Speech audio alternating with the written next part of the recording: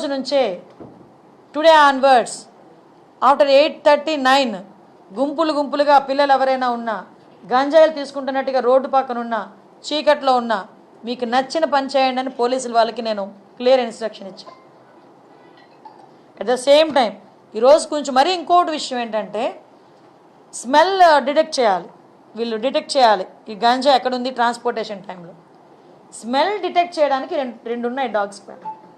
రెండు అసలు నిజంగా ఈ రాష్ట్రాన్ని ఏమి చేసేద్దాం అనుకున్నారు ఈ 5 సంవత్సరాలు నాకు అర్థం కాల.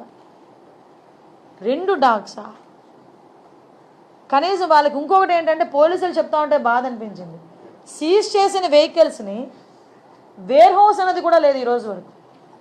అవన్నీ మాట్లాడితే ఒక పెద్ద ఆయన అన్నారు నాతో ఇందాక, మనకి కనీసం పోలీస్ అకాడమీ లేదండి. ఎంత దయనీయమైన పరిస్థితుల్లో పోలీస్ డిపార్ట్మెంట్ ఉంది, హోమ్ డిపార్ట్మెంట్ ఉంది అంటే పూర్తిగా 5 సంవత్సరాలు పొడుగు పెట్టేశారు.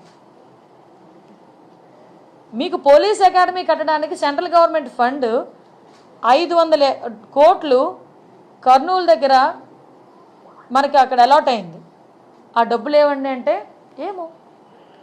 గ్రేహౌండ్స్ అకాడమీకి మన దగ్గరే జగన్నాథపురంలో 1000 కోట్లు అలాట్ అయింది. వర్కులు జరుగుతున్నాయా అంటే తెలీదు.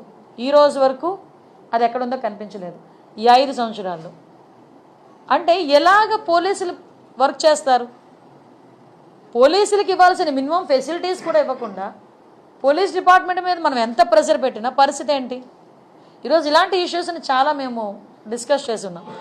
డెఫినెట్గా గంజాయి విషయంలో ఉక్కుపాదం మోపడం అన్నది ఖాయం.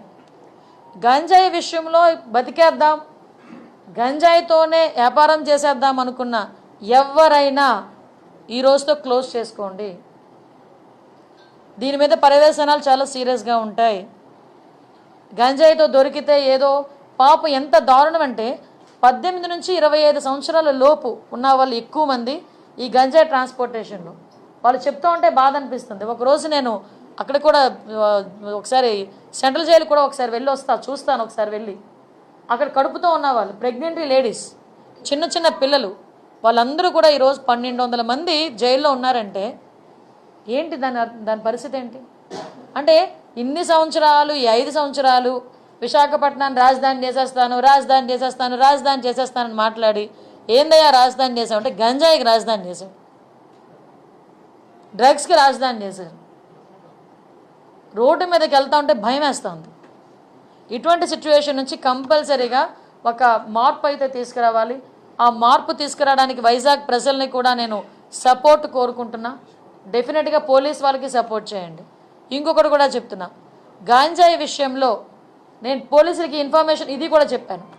గంజాయి విషయంలో ఎవరైనా పట్టుబడిన తర్వాత పోలీస్ డిపార్ట్మెంట్ వాళ్ళకి మేము అధికార పార్టీకి సంబంధించిన వాళ్ళమని చెప్పినా కూడా మీరు టాలరేట్ చేయొద్దు అని చెప్పా. ఎవరైనా ఒకటే తప్పు చేసినవాడు. గంజాయి విషయంలో ఎట్టి పరిస్థితుల్లోని ఇది తెలుగుదేశం పార్టీ వాళ్ళైనా, జనసేన, బీజేపీ ఏ పార్టీ వాళ్ళైనా, ఆఖరికి వైఎస్ఆర్సీపీ వాళ్ళైనా ఎట్టి పరిస్థితుల్లోని ఎవరిని కూడా టాలరేట్ చేయాల్సిన అవసరం లేదు. టాలరేట్ చెయ్యం, ఎట్టి పరిస్థితులను టాలరేట్ చెయ్యం. టాస్క్ ఫోర్స్ ఈ రోజు నుంచే రంగంలో దిగుద్ది. చెక్ పోస్టులు పెంచుతున్నాం. చెక్ పోస్టుల దగ్గర సీసీ కెమెరాస్ కూడా మేము అరేంజ్ చేసుకోవడానికి సిద్ధపడుతున్నాం.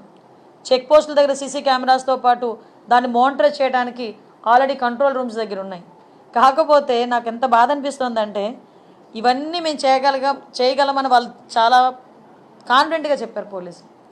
కానీ ఈరోజు సిటీలోనే చూస్తే 1700 సీసీ క్యామ్స్ ఉంటే 700 పనిచేస్తున్నాయంట. ఏంటి అంటే మెయింటెనెన్స్కి డబ్బులు లేవు. ఈ 5 సంవత్సరాలు పోలీస్ స్టేషన్ మెయింటెనెన్స్కి డబ్బులు లేవు. వాళ్ళు ఇచ్చే 8000 రూపాయలు కూడా 5 సంవత్సరాలు ఇవ్వలేదు. ఏమైపోయిందండి ఈ డబ్బు అంతా?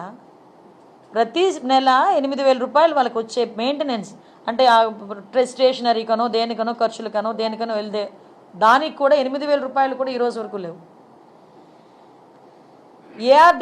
ఏఆర్ ఎవరైనా వాళ్ళని విఆర్లో పెడితే పని చేయించుకుంటారు కానీ జీతాలు ఇవ్వరు పోలీసులకి. ఈ 5 సంవత్సరాలు దుస్థితి అది పోలీసుల దుస్థితి. నాకు ఆశ్చర్యకరమైంది ఏంటంటే ఇది పొలిటికల్. ఆశ్చర్యకరమైంది ఏంటంటే ఇన్ని ఫెసిలిటీస్ లేకపోయినా మాలాంటి వాళ్ళ దగ్గరికి వచ్చి ఎందుకు అరెస్టులు చేసేవారో మాకైతే అర్థం కాలేదు.